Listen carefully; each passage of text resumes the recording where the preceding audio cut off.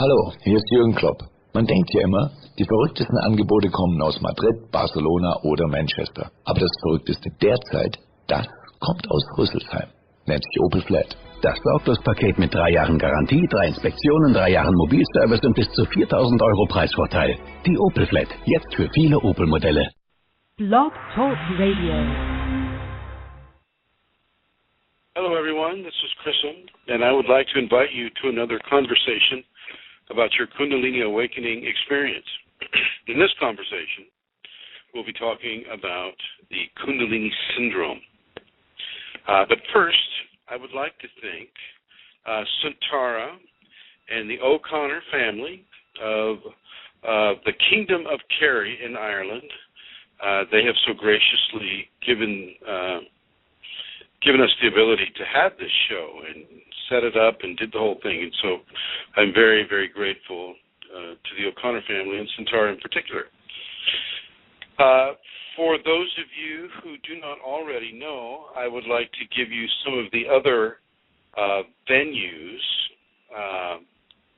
where you can get information about your Kundalini Awakening experience outside of Blog Talk Radio, and that would be Kundalini Awakening Systems, #1.com. That's a website. It's Kundalini Awakening Systems, #1.com. And also you can go to Kundalini Awakening Systems 1, again, #1, at yahoogroups.com. And you can go to Kundalini Awakening Systems 1 at Facebook. We have a group there. We also have Kundalini Awakening apostrophe, and that's also on Facebook. And we have a new one on Google Plus called Kundalini Awakening with an apostrophe after that. You may also go, if you wish, to YouTube, and the channel there would be Chrism and then the #0 Kundalini, and that has about 224 videos, short videos about your Kundalini Awakening experience. So many of the things that can happen, and we cover a lot of the topics that we are covering here on Blog Talk Radio. I would like to thank in advance. I'd like to thank, of course, Amelia Santara, Eileen Laurel, and the many people who support and help myself and the Kundalini Awakening Systems program to exist and to have these opportunities for outreach into the populations, because many people are having this and yet they don't know what's going on. And that kind of ties in with the conversation for today.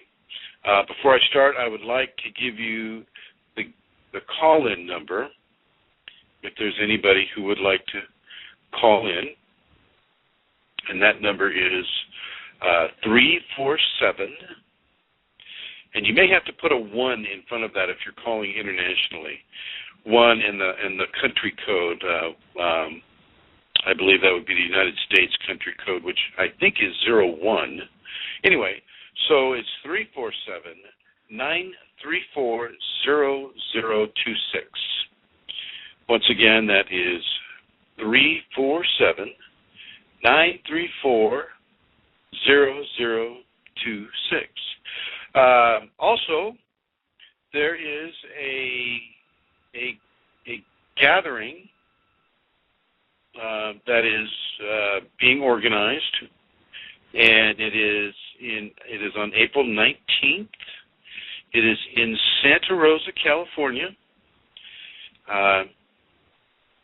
This looks to be a very, very, very interesting gathering. A very, very, a gathering that I feel is going to be very, very successful for a lot of different people. And I encourage any and all who can make it to come to this gathering to participate in it. You can get more information on the Kundalini retreat in Santa Rosa, California. It's Friday, April 19th, and it's a 2-day retreat.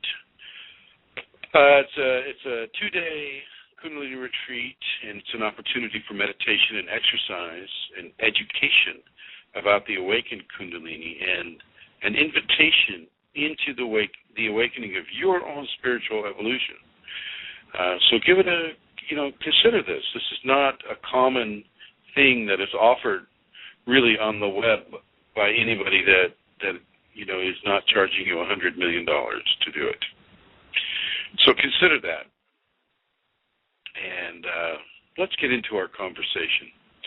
Often when Kundalini, when people have a Kundalini experience, often they won't understand what's happening. They'll have no idea really what's happening at all. And the very first thing that will happen within that context is the person will go into fear. The person will go into fear, and inside of that fear, they will start to make decisions that can negatively affect how a person responds to the Kundalini. And one of the first things that a person can feel is that they feel like they're possessed. They feel like there's something else inside them that isn't them. Therefore, i.e., it's not the typical choice matrix that the person is used to feeling. And so, with that in mind, it's challenging to say the least. Challenging to say the least.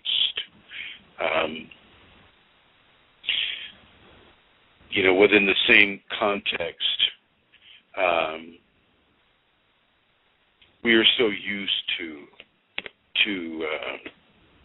making all the choices and all the decisions about what we do and how we do what we do. And Kundalini won't necessarily allow that to occur. It has its own agenda with you. It has its own agenda, and its agenda will take over control. Its agenda will take over control of the person's choices and the individual understandings that the person will receive inside of the experience. Now, it looks like I have a caller here. Go ahead and... Hello. Thank you for calling in. Who am I speaking with? I just want to listen. Oh, okay. Very good. Very good. Go right ahead. If I have a question, I'll push Sure. 1. Okay. Very good. Very good. Thank you. So yeah. The first thing that a person will often feel is that, they have this level of possession occurring because they're not in control, at least to the degree that they have been in the past, of their life experience. This, it's easy to say. It's much harder to experience. All of a sudden, for however many years you've been alive, all of a sudden you have no control over certain aspects of your life that, till that moment you've had total control over. That can really upset a person. That can really, really rock a person's reality and cause a person to question their sanity, cause a person to really go into deep states of fear. This is what happens. This is the seed beginning of a Kundalini Syndrome experience. Unfortunately, in our society, there isn't a lot of information about people going into the Kundalini awakening experience. What typically happens is they'll go to an MD, or they'll go to a psychologist or psychiatrist or a counselor, or an employer or somebody that they trust, that they feel is in a position of helping them out with this type of a issue. And in our society, there really is very, very, very few people who have any idea of what is occurring inside of this type of an experience. And so, if they go to an MD or a psychiatrist, psychologist, counselor, one of the first things that's going to be diagnosed for them is that they're having schizophrenic tendencies or bipolar tendencies, and a drug or a chemical regimen is prescribed to them, and from there it can be difficult. Kundalini doesn't really respond well to chemical incursions. I'm sure that there are some chemicals out there that can really, really, have an effect on the phenomena, but it doesn't put the Kundalini away. It doesn't, the Kundalini, once it's awake, it's awake. It stays awake. It's a natural evolution of our humanity, and so of course, evolution will have its way. Spiritual evolution will have its way. And so, as a person begins to experience this feeling of being possessed and losing control of their life, and they initiate fear into the process, fear opens up other avenues of fear. So in a way, fear begets fear. And this fear can cause pain. This fear can cause pain in a person, and blockages can occur. And as these blockages occur, more pain can be experienced, and it becomes a self-replicating situation and a spiral into extreme states of difficulty. As this spiral continues and the pain continues because the energies aren't being allowed to flow, it will affect the mental state, and your mental decision-making capabilities will be affected, and paranoia can set in.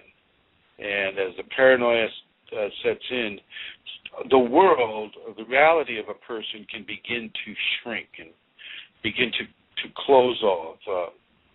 I've had experiences with people who their paranoia becomes so intense that they retreat into a room in the house, and they'll block off all the windows, and they'll begin to hear voices.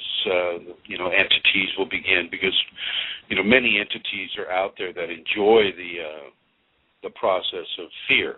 It's something that they can feed upon, and so those entities will come in, and they're typically of not the nicest quality of entity, and they'll start telling the person to kill themselves or to hurt themselves in some way, or to hurt other people, and because the person's reality matrix has been so altered by their fear and the amplification of the fear within the Kundalini, they begin to pay attention to these things in many cases, and I've run into people, excuse me, who retreat not only into the one room in the house, but they retreat into the closet of that one room, and they won't come out. They'll take their food in there. They'll do their excretions in there. I've even known of people to cook their food inside the closet because they don't want to have anything to do with the outside world. They don't want to have any kind of a light source coming in. They're basically becoming consumed by a very, very difficult and hurtful experience brought about by the Kundalini. Not so much, though, brought about by the Kundalini, just brought about by a lack of information about the Kundalini. And the Kundalini itself does not have this agenda with you. The Kundalini itself has a very positive and beautiful evolutionary agenda with the person. But within our technological society and our society in the West, which is typically, and I do say typically because not everybody, I'm not speaking in absolutist terms, but typically the organizations that have power in our society, like science or finances or governmental or educational healthcare sources, do not recognize the Kundalini. So they don't really have anything to say. They recognize some of the symptoms, so they'll call it bipolarism, or they'll call it schizophrenia, or they'll call it, spiritual emergency. But they won't attribute it to any kind of a level of importance or a degree of importance that allows it to be studied and validated as an actual event within a human experience. It becomes more of a psychological issue or a psychiatric disorder.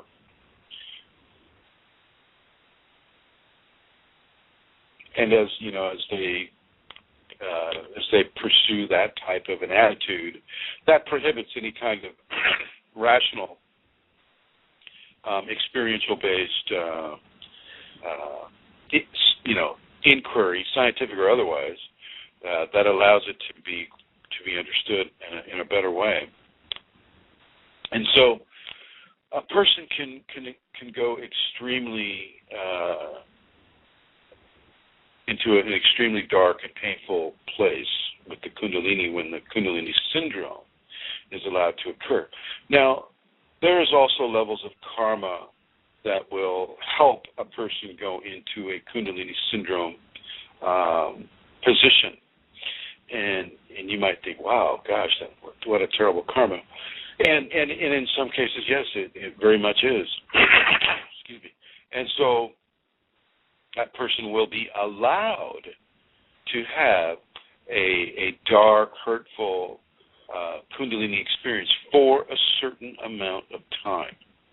And their reality will be controlled to the degree that another person or information will only be given to them in specific ways. A person passing them on the street might say a certain word, and that might trigger a certain level of information that comes into them, or a sight, seeing a certain episode played out in their daily life will trigger a certain level of information to be given. And so they slowly begin to pull themselves out of this situation. In many ways with the Kundalini, because it knows our society, it knows the level of technology addiction we have, and it knows the individual person's level of intuitive understanding about what is occurring to them. It knows this, and so it begins to initiate a program of information, but also a program of enforced acceptance to what is occurring. And depending on the person's level of resistance to this enforced acceptance to the Kundalini will determine how bad and how long the symptoms will last. The longer the person resists, the longer this particular education is going to last. And so I will encourage those out there who who are experiencing this right now, stop resisting. Also stop listening to the entities. That's another big deal right there. As I mentioned in another conversation, the entities really should not be communicated with, no matter what they say to you, no matter what you see them do or whatever interaction with them you have. Discarnate entities, or entities that don't have a body, don't have any business directing or controlling a person who has a body, and certainly not a body that's having Kundalini. So I'll just kind of leave that as it is, and if you're interested in more of that information, please go to the other conversation about discarnate entities. So as the person resists the Kundalini persists and continues to give the individual the level of experience that is required for their karma to be balanced, but also for their education to be increased. And so once again, don't resist the Kundalini, and do not go into fear over this. This is not to be afraid of. This is not something that needs to cause you a lot of fear. I've had this for over 23 years, and when I started out with my experience, I didn't know what it was. Certainly had no idea about what the source of my symptoms were, all Kundalini symptoms, right? And so, yeah, the first thing I went into was fear. I went into fear. But I'd had kind of an interesting childhood up to that point anyway, where I was, as a child, I was living the effects of a previous Kundalini awakening. And so, as a child, I had the visions and I had the special skills, but it between my childhood and what I'll call the second awakening in this lifetime, in this physical body, there was a hiatus. So there was a period of about 10 years where I didn't have any of these things. So I was able to live a somewhat normal life and become, quite enamored with living a life of the five senses and whatnot. And so when the Kundalini began to change this body when I was 30, it was a fearful event for me, and I did a lot of the things that I'm describing to you.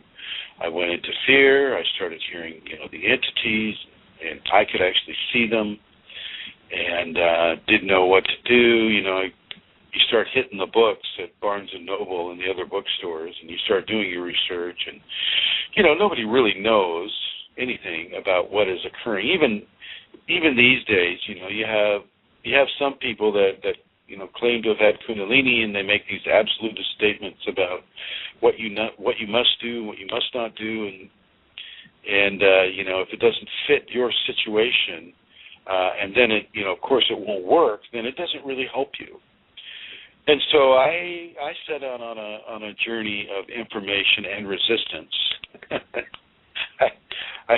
I can honestly say that I made every mistake that I am telling you and suggesting to you not to make. Okay, my education was given on an experiential level. There weren't any books to read about this. The only book, actually, and I got this like after a decade into the experience. I read Gopi Krishna's book. He hadn't written it when I first had my Kundalini, my initial experience. And, when I read his book, wow, that was a shocker. And his book, the author's name is Gopi Krishna, and the book is Kundalini, the Evolutionary Energy in Man. And it's basically a biography of his experience with Kundalini, which is a terrible, terrible experience. Once again, he had Kundalini Syndrome as well. And it almost killed him. And I'm reading that, and I'm going, wow, that's what I've got? Oh, jeez. You know, how horrible is that? So it took me a long, long, long time, and it took me a lot of trial and error and many different experiences that I can't go into in this short time that I have here. But I survived. The unfortunate outcome for many people that have Kundalini Syndrome is they'll commit suicide. And the entities will encourage them to commit suicide, and so it seems like the thing to do. And I will say, no, you do not need to commit suicide. You don't need to hurt yourself in any way. You don't need to hurt anybody else in any way. If you look at some of these gun incidences that have been happening in 2012 and in the United States and other areas of Europe and the world, you'll see a lot of people, being killed by typically young men who, if you look at them, it's fairly clear that they're being possessed by entities. Not necessarily within a Kundalini context, though. They're being possessed by entities by virtue of pharmaceutical, SSRI type of ramifications. But these medicines allow the entities to come, and the person will hear voices, and so on and so forth. And you can see, some very, very disastrous results from this. This is similar to what the Kundalini Syndrome will bring about. I mean, as we begin to open spiritually some of the harsher, more violent aspects of the spiritual universe will begin to be accessed, and in that access, certain malevolent qualities can be allowed to come through, and the Kundalini will allow this as a way of helping a person come into ethical expression and balance within the society that they're in. And these ethics, some of the cross-cultural ethics are to do your best not to hurt other people, do your best not to kill, not to harm, not to be dishonest, i.e. don't steal, don't lie, don't cheat, that type of thing. And these high ethical standards are one of the great basic teachings of the Kundalini. And if you don't come into Kundalini at a level of fear, and then if you don't begin to spiral into that, the Kundalini Syndrome, these ethical standards of conduct are very, very clear for the person, and these ethics will actually serve as a prophylactic against Kundalini Syndrome. Because if you extrapolate on some of the ones that I just mentioned, you begin to see that, well, if you do no harm, well, that includes harming yourself as well. And so if you do not harm others, you do not harm yourself, and all of a sudden you become an expression of grace upon this world. And this is what Kundalini really is. It is an evolutionary education and transformation into a body, a physical body of grace. Some of the ancients would call it, sorry, I dropped the phone here. Some of the ancients would call it the divine flesh, or the flesh made divine. And this is one of the primary goals of the Kundalini, as it is, opening within a body in a person. So some of the other things that can occur with the Kundalini Syndrome is as your mental mind and your physical body becomes taken out of your normal comfort zone, it can affect your job situation, which is what happened for me. I lost my job, and lots of people will lose their job. I mean, think about it. If you're camping out in your closet, you're not exactly getting ready to go to work. So the job situation goes away, which means the money situation goes away, which can have a negative effect on your social relationships, your love life. It'll have a very deleterious effect on your love life, and so your entire reality begins to crumble, and a person winds up homeless on the street, which is what happened to me. And as this occurs, many, many different things are happening that are of a positive nature. The Kundalini will constantly strive to give you advice and experiences that are positive too. But if your fear is so strong, you're just going to have to go through that level of fear for a while. This can last years, but it doesn't have to. If you know not to resist, if you know that this is a positive, natural, evolutionary function of a human body, then you realize that my body's wired to have this. My body is wired to have Kundalini. Therefore, I do not have to be negatively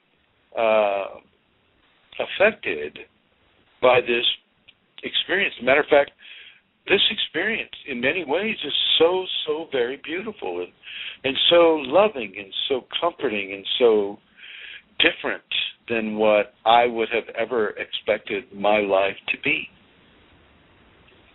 And if you just look at some of the phenomena associated with it, having experience of being in two places at the same time, or having a broad or a narrow band telepathic experience, seeing waking visions, having animals land on you or come up to you, wild animals that are have no fear of you all of a sudden. Having amazing dream visions where you're given very, very specific teachings about ethics and about how you handle certain situations in your life. This happens every day. This will happen 24/7 for a person who is on the street inside of a Kundalini, awakening that's been allowed to go into a syndrome. Sometimes we need to have that breakdown in our reality in order to remove some of the expectations that we have in our reality. Expectations, so for instance, you expect to be in total control over everything that you do and think and see and feel and experience on a physical level. Well, that's just not the way it is. Sometimes surprises occur. And Kundalini is one of those surprises, but until you can get that ideology out of your system, you won't be able to accept what the Kundalini has to bring, because you're not in control with Kundalini. It is in control, and it is this unknown, unseen force. And so once again, in our primal fear, can come up, and unless it's assuaged in some way, it can serve to have that, a hard effect on your reality matrix. So, what some of these issues are. You know what they are. You know that you can have paranoia.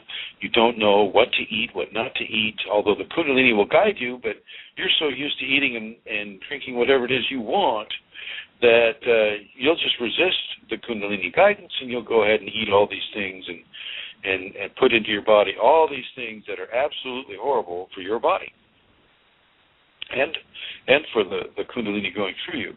And so you suffer, and you suffer, and you suffer, and you suffer. And pretty soon you may get the indication that, maybe I shouldn't drink all this alcohol. Maybe I shouldn't be smoking all of these cigarettes or whatever recreational drug the person might be smoking. oh, maybe I shouldn't be engaging in these challenging sexual practices. And this is something that I haven't mentioned yet, and I'll go ahead and mention it. Kundalini is partially responsible for the sexual drive within a person. It is actually the root energetic source of the sexual expression, but it mixes. There's a shared responsibility of an energetic quality between the Kundalini and the Chi energy, or Ki, however people want to pronounce Chi. Kundalini is not Chi, and Chi is not Kundalini. However, Kundalini will use Chi in certain ways in order to affect certain changes within the human system, and that includes the sexual response. And a person can drive themselves insane to a certain degree with an overstimulation of the sexual expression, and this can get them into a lot of trouble. This can put them into jail. And then if you add entities to that, do this or that with that person over there, and you're responding to that, well, yeah, that can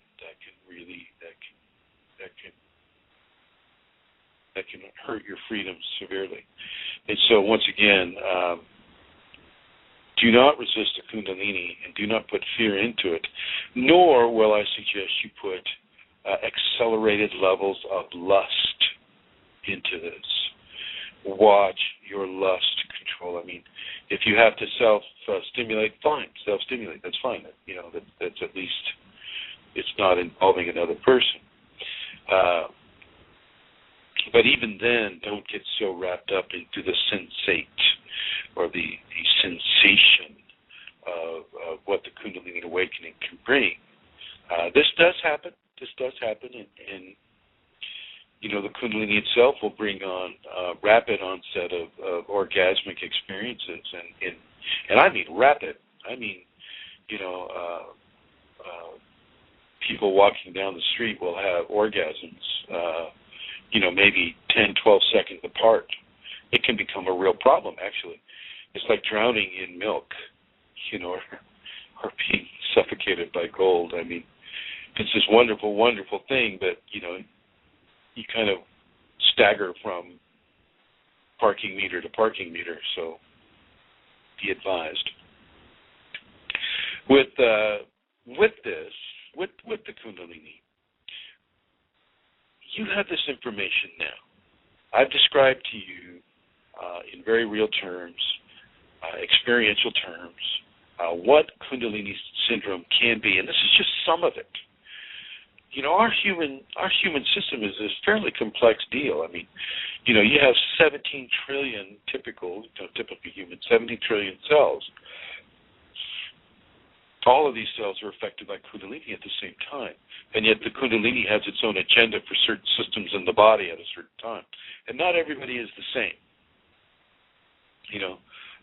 One of the most similar experiences will be the Kundalini works in the endocrine system first, and begins to transform the ductless glandular systems.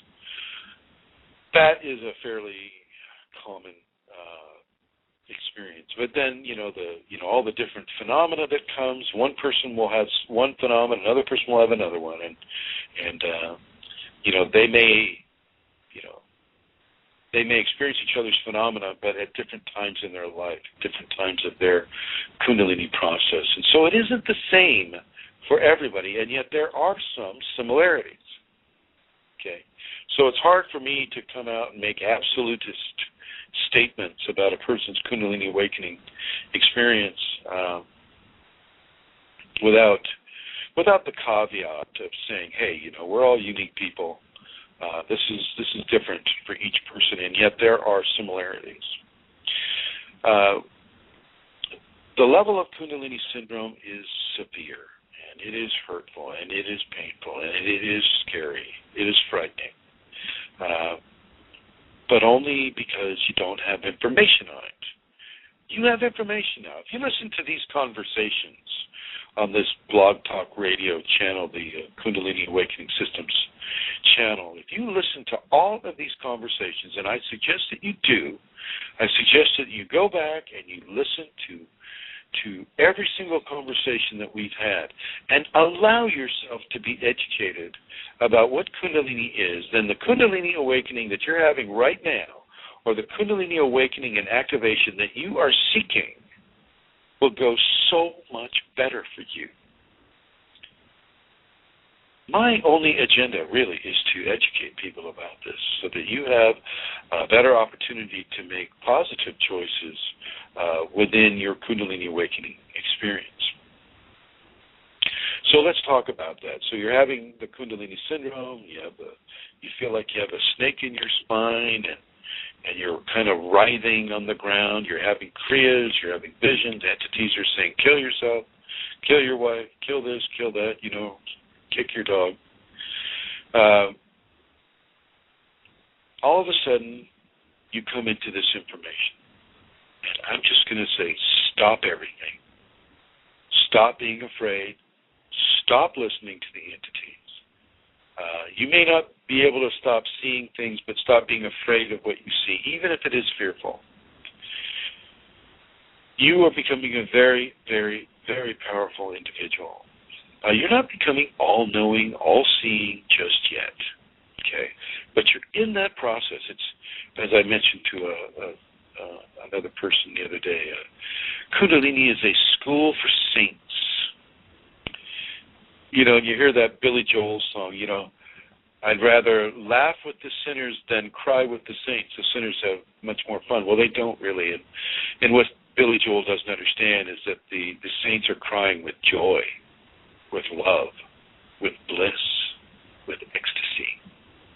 And no amount of money can buy that. Kundalini brings that. Okay. And so this school for saints, this school for the exalted human being on the world at this time, is very real and very strong. And all you really need to do is give yourself some information about it. And I'm not saying, believe everything Chrism has to say. No. You just take whatever I give to you and let it settle with you as you feel is comfortable for you. You may not have some of the experiences that I'm talking about, so you may think, this guy's just full of hooey. He doesn't know what he's talking about. That's fine. That's fine. Sitting here in the living room and hearing the birds, talk behind me, and nobody's being hurt here. Nobody's being harmed. So you can take this information as you wish, and you can help other people with it. I noticed as I look at some of the listeners here, some of you have your own Blog Talk Radio shows, and you're advising people spiritually. And so, yes, use this knowledge. Help those people. That's why this is being given. That's why you're not being charged for this. And I will encourage you not to charge people for this knowledge. Give it to them in the same spirit as it's been given to you. Now, one of the first remedies for Kundalini Syndrome is the Kundalini Awakening Safeties. And you can find these at the Kundalini Awakening Systems 1.com website. You go to that website, you can look at the left-hand margin, and it's about the fourth selection down. You'll see an offering called the Safeties. Click on the Safeties, and then copy those Safeties. Copy them. Begin to live by those safeties. If you're having Kundalini Syndrome right now, if you begin to understand those and practice those safeties daily, you're going to begin to take yourself right out of that Kundalini Syndrome, and I mean fast. Inside of a few days, you're out of it. You're out of it. You're on your way into a very, very beautiful, very, very enlightening experience. Enlightening in a positive way, in a way that gives you wisdom and love-based intuition and many of the things that if you've been having a Kundalini Syndrome experience, you haven't been having.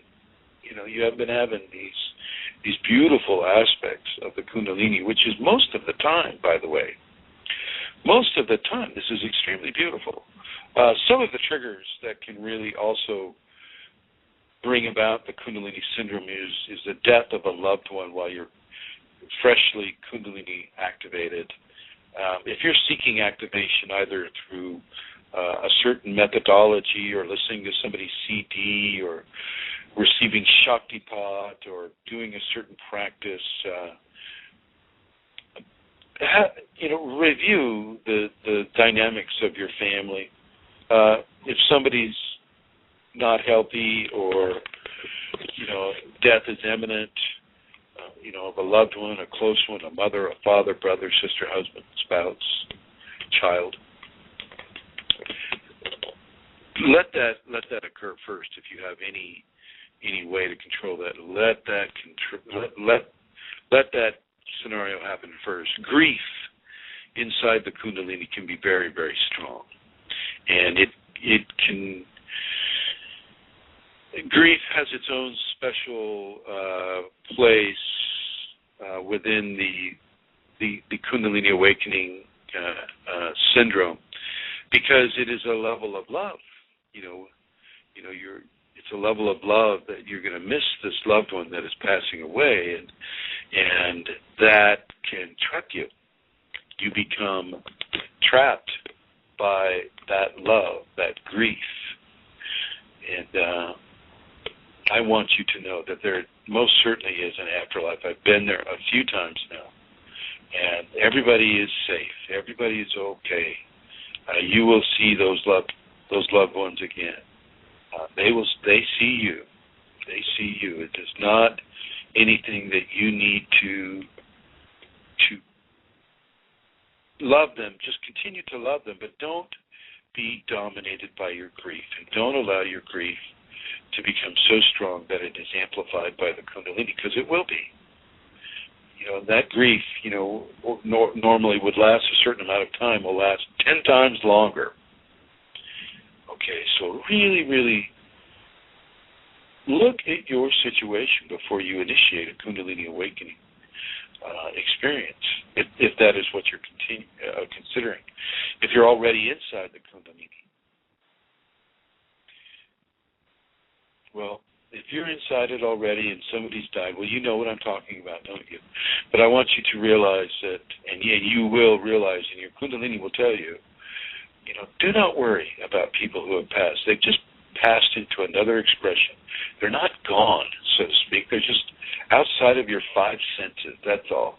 If you begin to accept what the Kundalini is bringing you and changing you into, you can see into those areas. You'll be able to see them again. But don't activate the Kundalini just because you want to see a loved one who's passed on. Okay, that's this is ego. That ego will try to control the Kundalini, and the Kundalini does not respond well to ego control. So remember that. Understand that. Take that into your informational experience. Follow the safety protocols. Do the eye lock, the tongue lock, the finger lock, the chin lock. These locks are designed to allow, to assist the energy in flowing. Begin to do your forgivenesses. If anyone has hurt you in your life, well, you forgive them, and you forgive yourself for whatever you may have done to encourage them to hurt you or in response to them hurting you. Do your forgiveness. This is a big, big, big key to the dungeon door of Kundalini Syndrome. Do your forgivenesses. Do not hurt anybody. Do not hurt yourself. Stop partaking of substances that are hurtful to you, such as alcohol. Do not do alcohol at all. Do not do caffeine at all. know. All of you coffee drinkers, black tea drinkers, you're going, what do you mean don't do caffeine? How do you expect me to get up in the morning?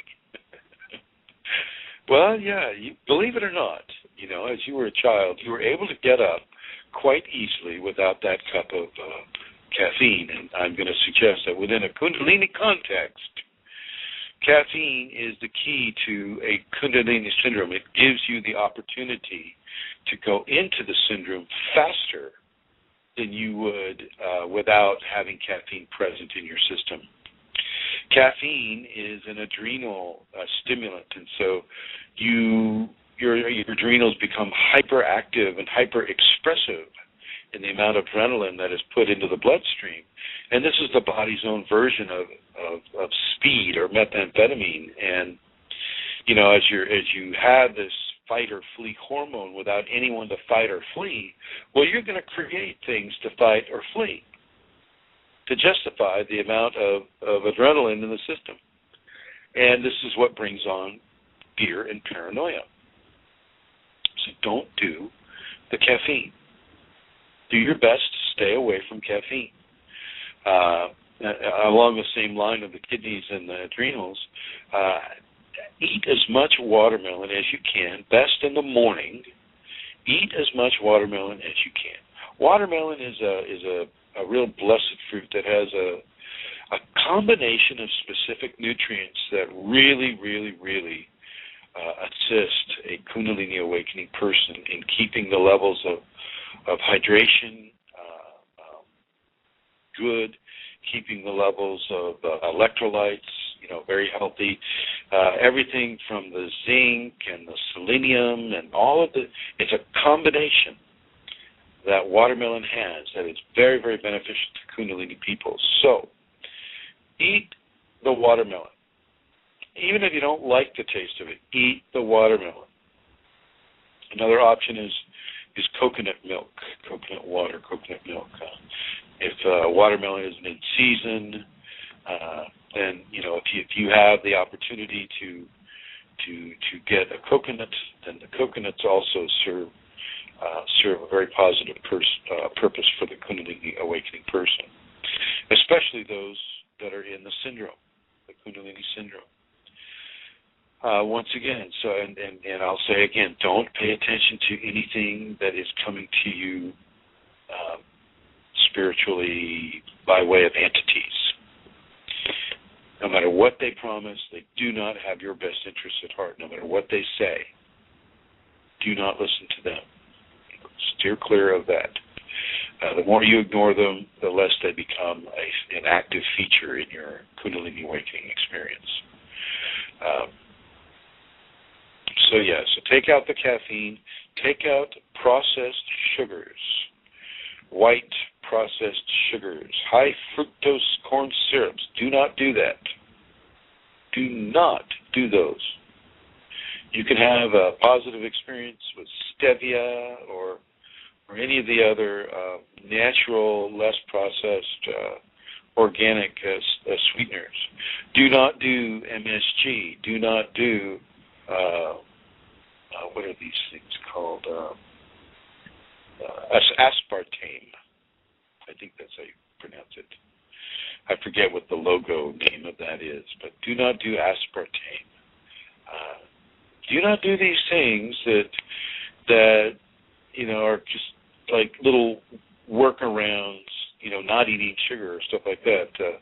If you're going to have sugar, at least have good, clean, minimally processed sugar.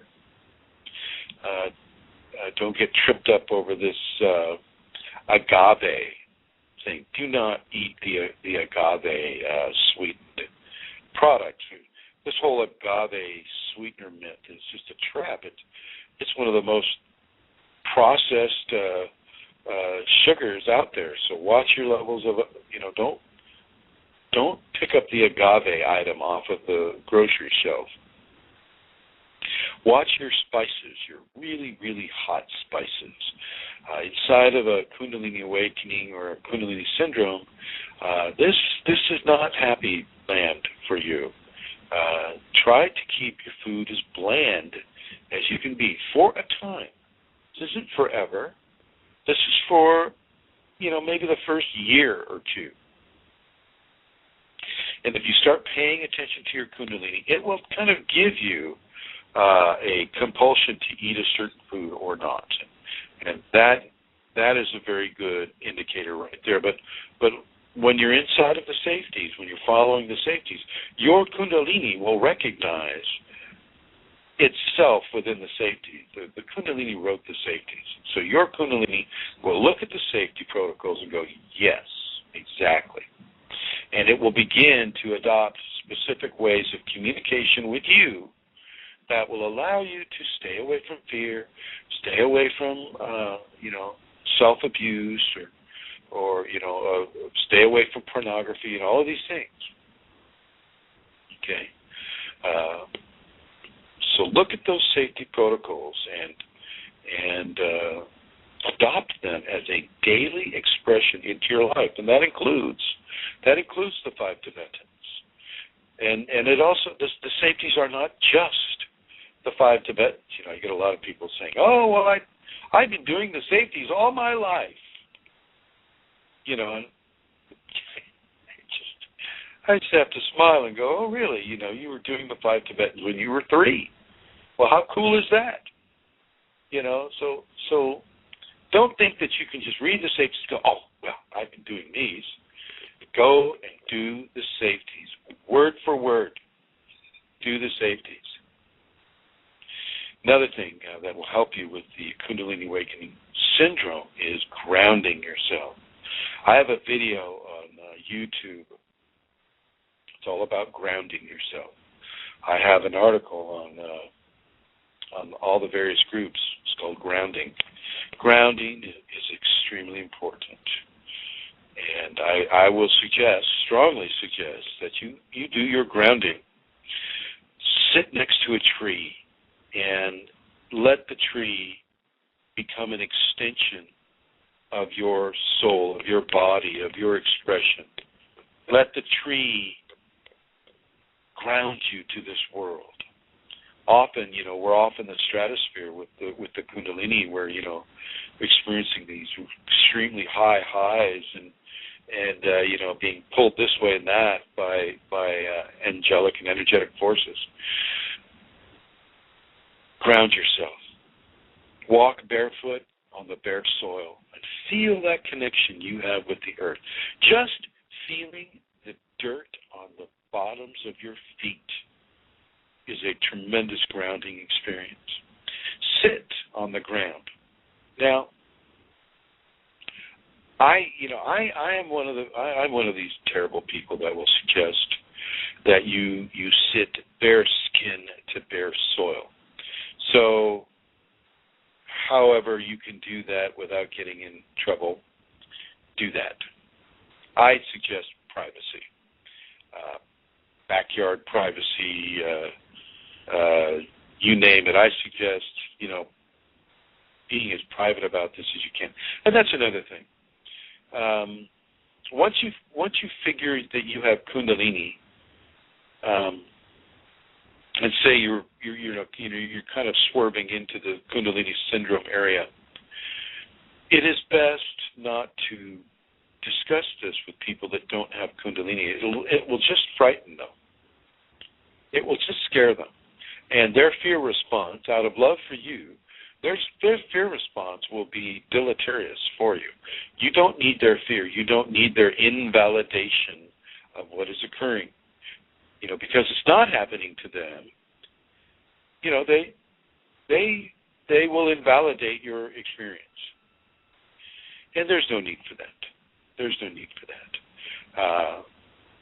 Unfortunately, in the West, and actually in many places in India and China, the Kundalini isn't understood very well, and very, very, very, very few practitioners in the world today do what we're doing right here, giving people information on how to surrender to the Kundalini, how to accept the Kundalini, how to pay attention to the Kundalini, not how to control it, I'm not so hot on saying, okay, well, step one in controlling the Kundalini is this.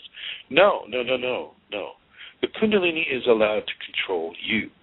And as soon as you're able to begin a conversation with this energy within you, the better your experience is going to be. And the more you're able to surrender and accept what it brings to you, the better and more positive your experience is going to be with the Kundalini.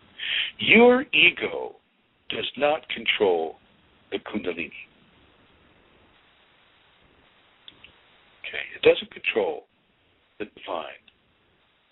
Your ego is basically here to help you within the 5 sense context survive on this world in the different societies.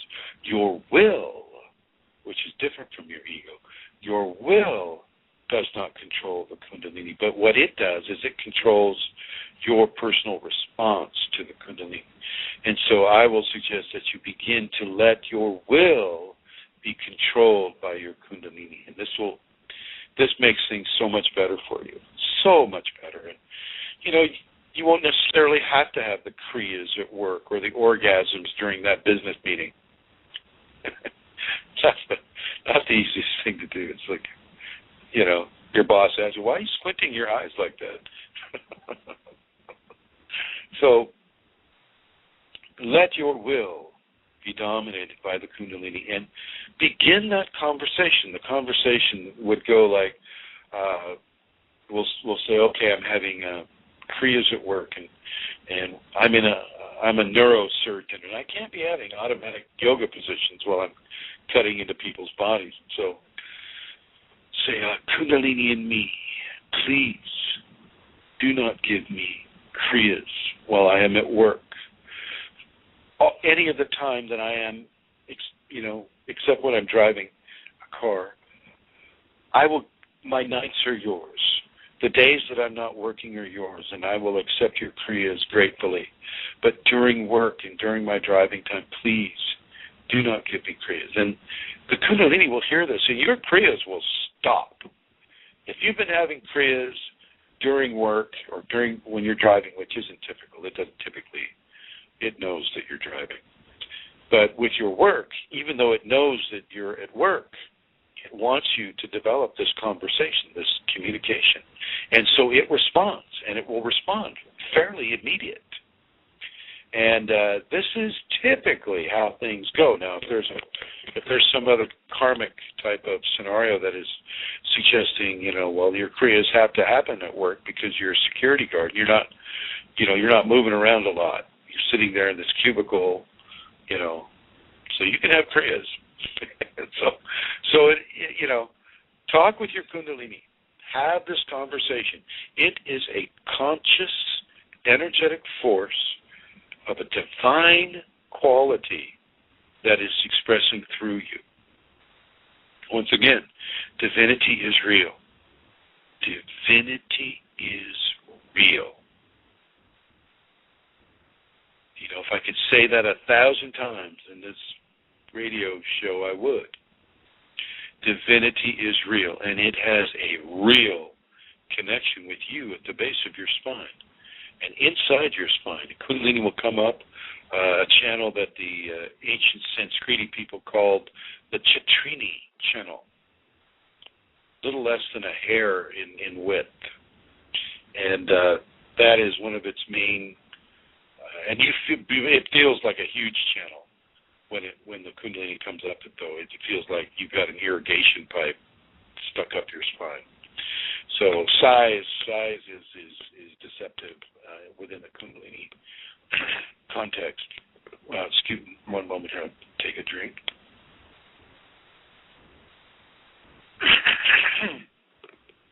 So I've been speaking about this now. There's a few people on here. Excuse me.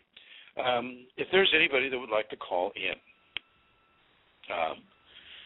you can call in. The number is 347 would be the area code in the continental U.S. But once again, if you're calling from Europe or from Africa or South America or China or somewhere, you'll need to put the United States country code in front of that. And I believe the country code for the United States is 01. So the number is 347-934-0026. And I have this little switchboard screen that they give me on the computer here, so I can see when you're calling in, and I will pick up the phone and do that. I would like to take this time to announce that Shandi Devi has an excellent show on Tantra, and I will be speaking with her at 2 o'clock, and we'll be talking about Tantra, and I would like to invite all of you to learn some more about Tantra here. And with that regard, Shandi, I see that you're in the chat room. Can you call up and come on the air and give people the details about your show? I'm afraid to get out of my little studio screen here. I'll accidentally disconnect or something like that. So, Shandi Devi, if you could give a call, the number is 347-934-0026, and I'm awaiting you to call in. I see we have about, let's see, 1, 2, 3. I'd like to welcome everybody. I see there are some online users. Guest 7024-7071, 7159, 7437, 8068, Masiba and Sunti. I'd like to thank you all for listening in today. I think this might be Shandi right here. Hello? Hello? Oh, Lordy. Put you on hold here. Yeah. Not quite sure how that works. I got 2 callers now. Let me try again here. Come on. Okay. Hello. Is this Shandi? We'll have to speak here. I hope this is working. Anyway, 323-202-0516. I'm answering your call, but I'll go ahead and put you on hold because I can't hear you for some reason. But hopefully you can hear me. So I will be speaking on Shandi Devi's show, and I think you can just go into her. You spell her name Chandi, and then the next word is Devi, and it's Devi. And she has an excellent blog talk show. Matter of fact, if you go to the blog talk search window and you just put Shandi Devi, or the Karma Cafe is the name of her show, Karma Cafe, and she has her program here on Blog Talk Radio as well, and I'll be speaking with her later on, actually a half hour after we finish the show. So, make sure I'm still on here. Yeah, host call in. So, back to the Kundalini Syndrome. Let the Kundalini be in charge of, oh, hey, what's going on here? Hello? So weird. You can tell I'm just like this really experienced radio show host, right? Anyway, so let the Kundalini begin to... Hello? Hi! There you go. You were pushing the wrong button. I have no idea what I'm doing here. Hi, Shandi. Everybody, this is Shandi Devi. Hello. And can you give our listeners information about your show? Oh, okay. It's 2 o'clock Pacific Standard Time, And it's on Blog Talk Radio / Karma Cafe. And the show How do you is spell called, Karma Cafe? How do you spell that? Karma. And cafe is CAFFE. So there's 2 F's. And the show is Kundalini and Tantra. Yeah. And do you have are there archives? I mean, of the other shows you and I have done together? Yes. There's some really great archive shows with Prism, and you can even listen to them on iTunes, which is really cool. And it stays in the archives forever and ever. So people still come back and listen to these shows, and they're very, very informative. So welcome, and please take advantage of it. Well, thank you, Shanti. Thank you for coming on.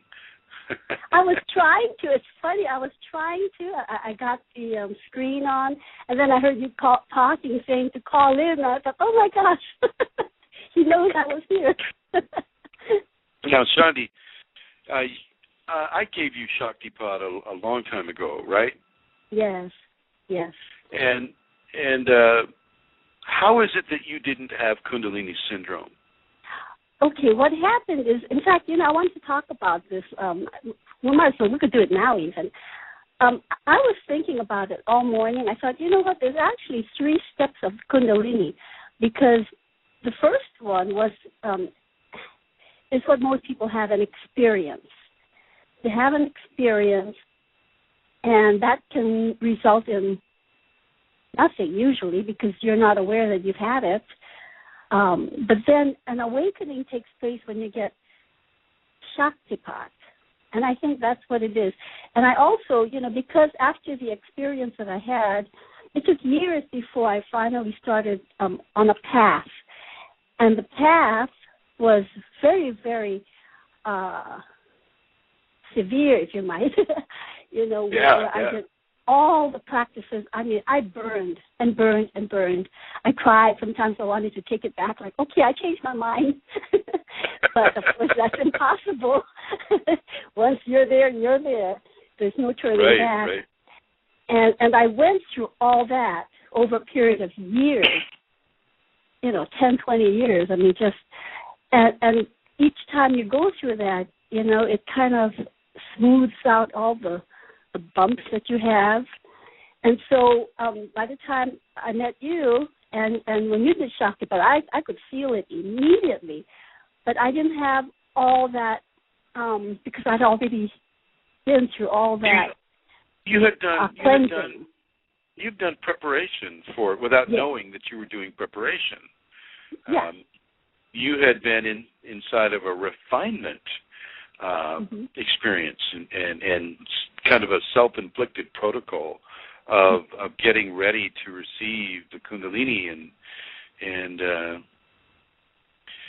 so, and you'd also written, you had already written the book Om to Orgasm, hadn't you?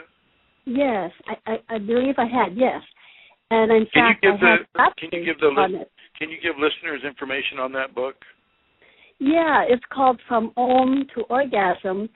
And what it is it starts with Om, because I believe that's the whole preparatory thing that you have to undertake before you ever achieve the orgasm part. And for me, orgasm meant living in bliss. It's not just a one-time sexual thing.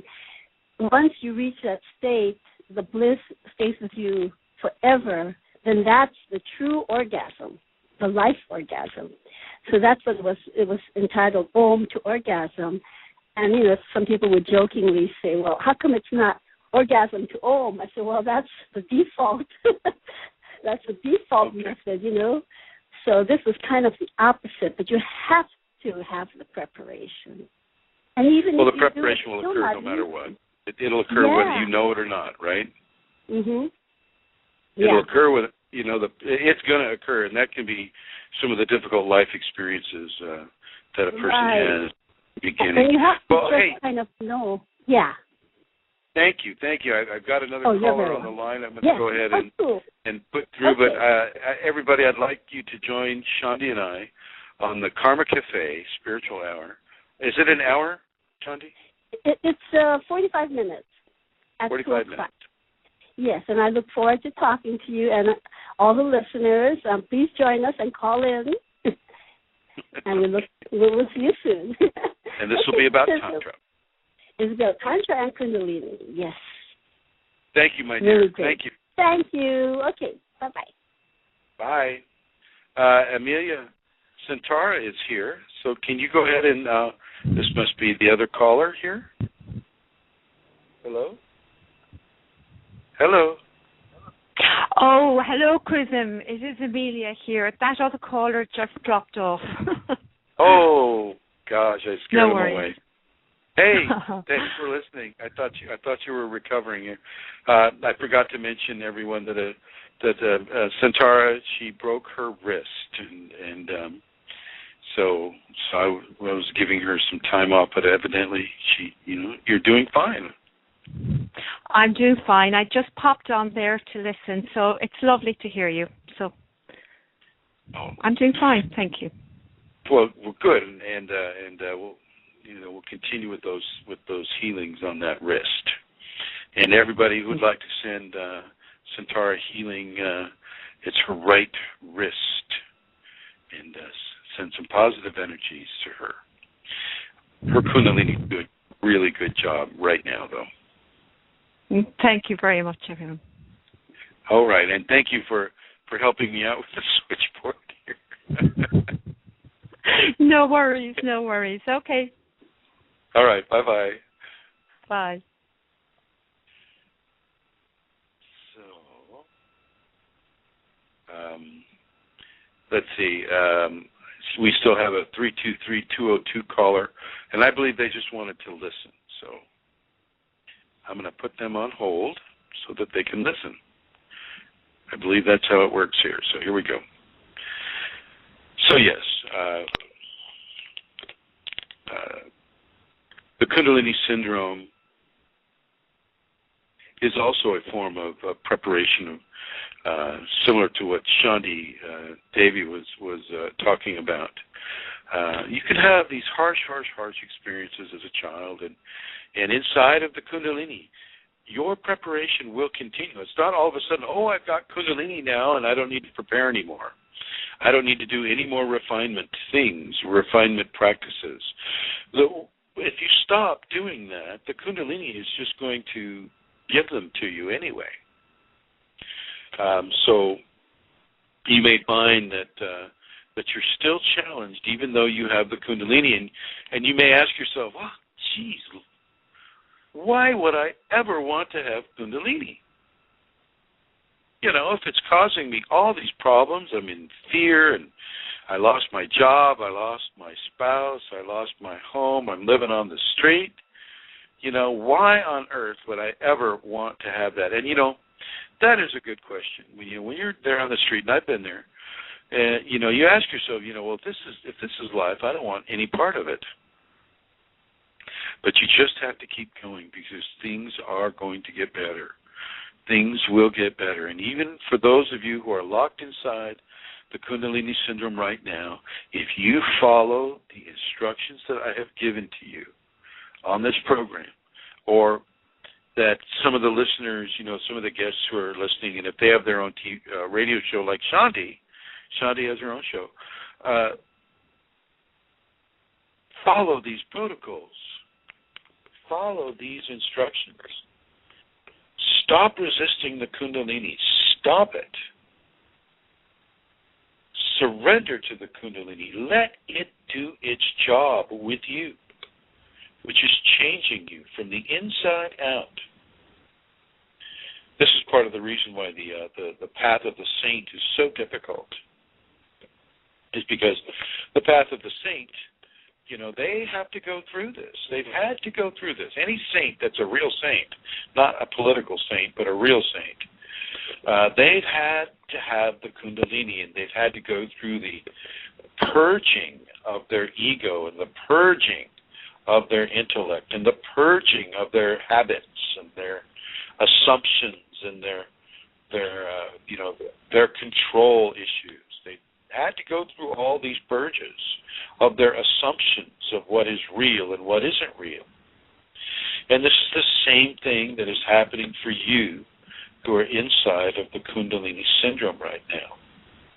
Now, there's more to be said about the syndrome, and I can't fit it all in this show. But if anybody writes in and if they want to get a hold of me, my email is K, as in, starts with a K. Kundalini starts with a K, but King, K Fire, F-I-R-E, for all, F-O-R-A-L-L. So KFIREFORALL at yahoo.com. You can give me a call and let me know how things are with you now. Try not to be so lost into your syndrome that you have created your reality. You know, be open to changing that reality. You know, if you've adopted language and practices that, you know, I'm this, say things along the line of indigo, well, this indigo person is doing this to me and I'm doing that to them, and, you know, all of this stuff, I would really strongly suggest that you begin to put aside some of the assumptions that we make of a spiritual nature that is descriptive of a certain process within the body. Put aside all your assumptions and come into this as cleanly and purely, without your assumptions, without your expectations. You know, do that as best that you can.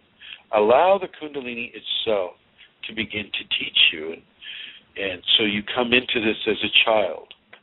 Come as a child and allow the divine within to teach you and to change you and to transform you. And I want you to have confidence in what is happening to you.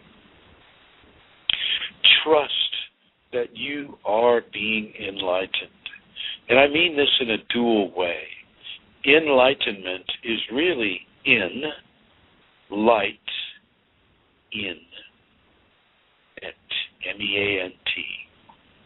This is the light that was meant to be within you. Embrace that. Embrace your enlightenment. It's not giving you power over other people.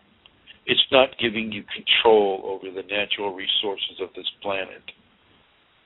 Sometimes it is, but typically, you know, it's not about having leverage over life.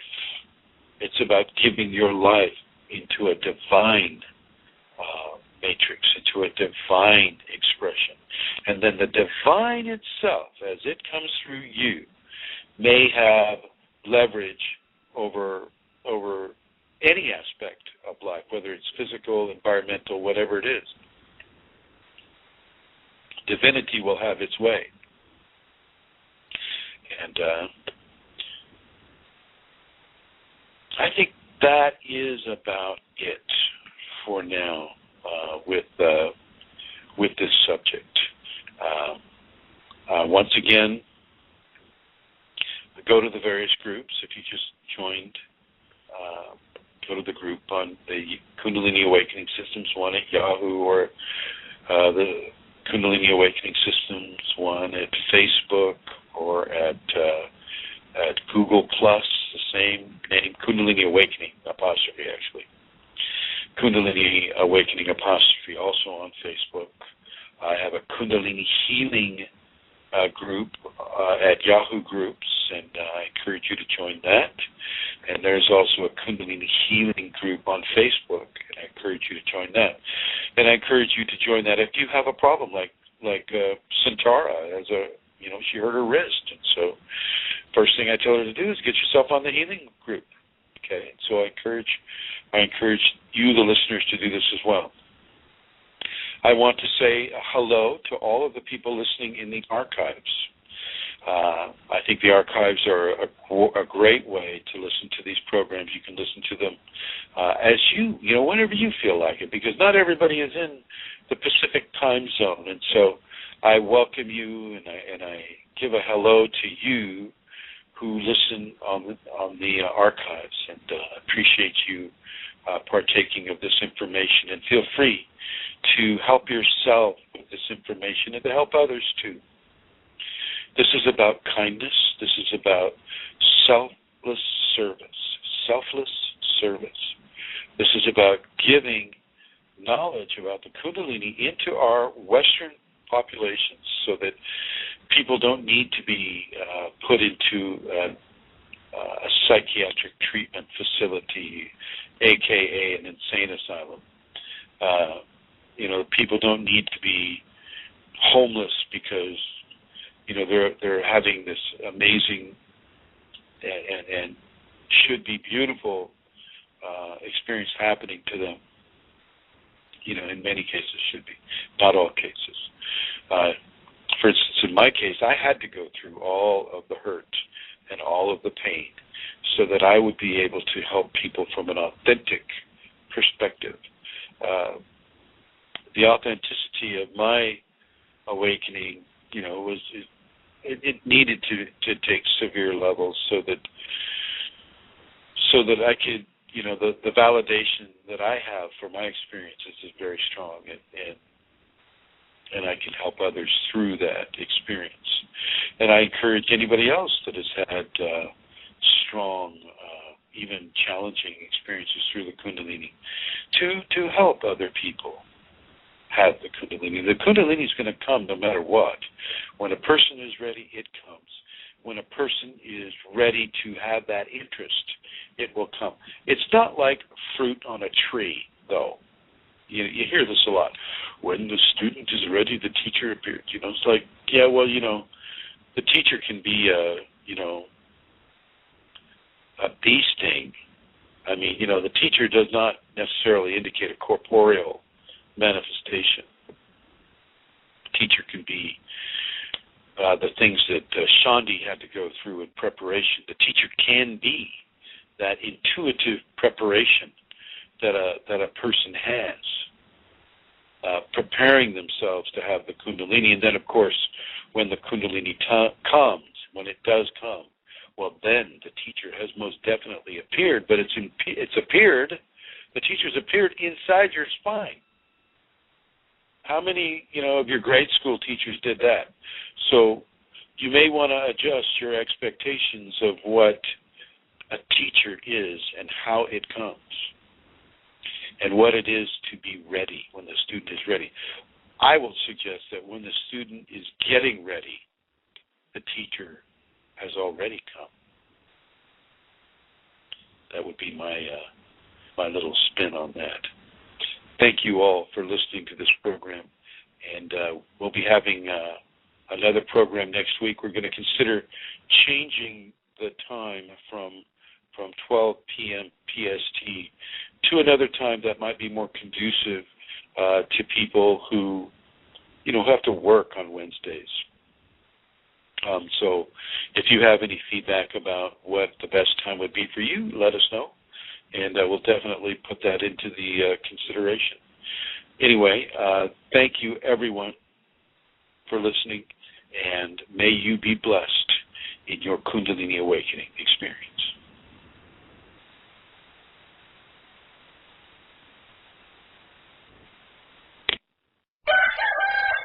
Gefeiert! Und kein Kater! Das muss gefeiert werden! Crunchips! Wo Crunchips ist Party!